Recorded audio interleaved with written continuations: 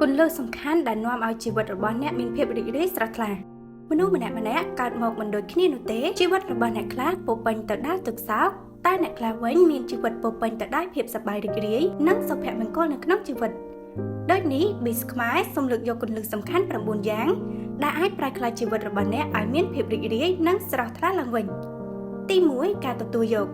មិនថារឿងល្អឬមិនល្អនោះទេគឺតែងតែចូលមកក្នុងជីវិតរបស់អ្នកដោយជាមិនរួចឡើយដូចនេះជាជាងបដិសេធមិនព្រមទទួលយករឿងទាំងនោះប៉ុន្តែនៅពេលដែលអ្នកព្រមទទួលយករឿងល្អនិងមិនល្អទាំងនោះអ្នកនឹងរកឃើញថាអ្នកមានអារម្មណ៍កាន់តែរីករាយនៅក្នុងជីវិតទី2គំនិតវិជ្ជមានអ្វីក៏ដោយតែងតែមានចំណុចវិជ្ជមានទោះបីជាស្ថិតក្នុងកលៈទេសៈលំបាកឬការឈឺចាប់ក្តីប្រសិនបើអ្នកមើលមិនឃើញពីភាពវិជ្ជមានរបស់បញ្ហាអ្នកនោះទេអ្នកនឹងកាន់តែងាយធ្លាក់ខ្លួនទៅក្នុងស្ថានភាពទុក្ខសោកដូចនេះប្រសិនបើអ្នកជួបប្រទះរឿងលំបាកឬបញ្ហាក្នុងជីវិតរបស់អ្នកព្យាយាមឈានមួយជំហានចេញពីស្ថានភាពទាំងនោះហើយវាតម្លៃវាប្រសិនបើអ្នករកមើលឃើញឲ្យជ្រៅបន្តិចអ្នកប្រកាសជារកឃើញពីចំណុចវិជ្ជមានរបស់វាជាមិនខានទី3ស្វែងរកការពេញចិត្តជីវិតដែលមានសកម្មភាពដែលមិនបំពេញចិត្តរបស់អ្នកគឺជារឿងដែលខាតពេលវេលានិងធ្វើឲ្យអ្នកមិនសប្បាយចិត្តដូចនេះអ្នកត្រូវរកឲ្យឃើញនៅអ្វីដែលអ្នកចូលចិត្តធ្វើនិងធ្វើឲ្យអ្នករីករាយពេលដែលអ្នកធ្វើវាជាសកម្មភាពដែលអ្នកមិនពេញចិត្តធ្វើ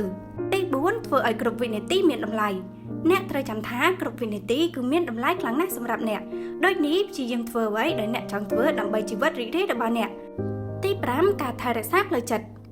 ការថែរក្សាផ្លូវចិត្តគឺមានសារៈសំខាន់ខ្លាំងណាស់នៅក្នុងការធ្វើឲ្យអ្នករីករាយនិងធ្វើឲ្យអ្នកមានសុខភាពល្អការថែរក្សាផ្លូវចិត្តគឺជាសកម្មភាពទាំងឡាយណាដែលធ្វើឲ្យចិត្តរបស់អ្នកមានថាមពលឡើងវិញអ្នកអាចចំណាយពេលទៅលំហែកាយឬចំណាយពេលមើលរឿងដែលអ្នកចូលចិត្តជាដើមទី6ស្វែងរកបទពិសោធន៍ថ្មីអ្នកគួរតែធ្វើអ្វីដែលថ្មីឬទទួលយកបទពិសោធន៍ថ្មីដើម្បីរៀនសូត្រនិងស្វែងរកមនុស្សដែលមានផ្នត់គំនិតជោគជ័យដែលអាចជំរុញទឹកចិត្តអ្នកនិងធ្វើឲ្យជីវិតរបស់អ្នកស្រស់ថ្លាទី7កំណត់គោលដៅគឺជាអ្វីដែលផ្ដល់នូវការលើកទឹកចិត្តនិងផ្ដល់នូវគោលបំណងពិតប្រាកដក្នុងជីវិតដើម្បីឲ្យការរស់នៅក្នុងមួយថ្ងៃរបស់អ្នកប្រកបដោយភាពសប្បាយរីករាយទី8ការដឹងគុណចាប់ផ្ដើមអនុវត្តការដឹងគុណរបស់អ្នកក្នុងថ្ងៃនេះអ្នកគួរតែកត់ត្រាទុកនៅអ្វីដែលអ្នកត្រូវដឹងគុណអ្នកដឹងគុណចំពោះនរណាម្នាក់ឬរឿងអ្វីមួយដែលបានកើតឡើងការដឹងគុណគឺធ្វើឲ្យអ្នកមានអារម្មណ៍ស្រស់ថ្លានិងធ្វើឲ្យអ្នកមានភាពរីករាយទី9ការជួយអ្នកដទៃការចំណាយពេលស្ម័គ្រចិត្តធ្វើអ្វីមួយគឺធ្វើឲ្យអ្នកមានឱកាសចេញទៅក្រៅជួបអ្នកដទៃនិងជួបមនុស្សជាច្រើន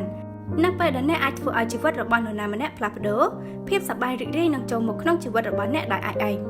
សូមចុច like, share និង subscribe page channel របស់យើងខ្ញុំដើម្បីទទួលបានខ្លឹមសារអប់រំបន្ថែមទៀត